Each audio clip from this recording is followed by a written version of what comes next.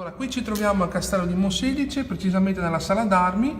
Questa è una fotografia scattata con una macchina ad infrarosso e sembra che vi sia un'anomalia vicino alla porta d'entrata di questo ufficio. Si nota la grogiera di questa anomalia cavaliere medievale, il guanto metallico e una scia che sembra passare davanti all'obiettivo della macchina. Gli ospiti di oggi sono particolari perché sono degli acchiappafantasmi, più o meno. Più o meno diciamo così, sì, siamo i GHP Ghost Hunter Padova, detti in modo comune acchiappafantasmi, anche se in realtà il termine non è proprio appropriato perché ci occupiamo di fare rilevazioni di anomalie in vari posti, tra cui anche castelli, forti di guerra e quant'altro. E avete rilevato delle anomalie, tra virgolette, fatemelo dire, fantasmi, nei castelli della nostra provincia? Sì, e abbiamo rilevato sia audio, video, ma soprattutto audio. Dove?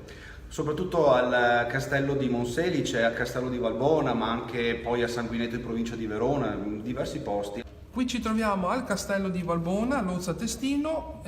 Questa foto che vedete è già analizzata e si nota come una figura di un viso uscire fuori dallo stipite di una porta che è qua in legno e sembra uscire fuori appunto da questo stipite. Questo è un ragazzo che era con noi nel gruppo. La foto che vedete è già analizzata e questa è l'anomalia che abbiamo riscontrato. Tutto questo materiale che raccogliete, dove lo si può vedere, se si può vedere? Ci muoviamo con l'autorizzazione della proprietà per entrare nei posti, nei castelli, dopodiché una volta analizzato tutto il materiale, quindi a casa ascoltiamo audio, vediamo i video, proponiamo tutti i risultati alla proprietà che decide se verrà pubblicata o meno nel nostro sito che è www.ghosthunterpadova.com. Perché, secondo voi, se esistono i fantasmi?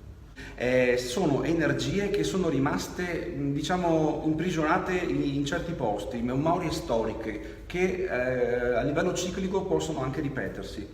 E quindi energie che emanano una luce, un suono. Esatto, questa è la nostra teoria, perché poi le teorie sono tantissime. E grazie, buongiorno Mattino. Buongiorno Mattino. Buongiorno a voi.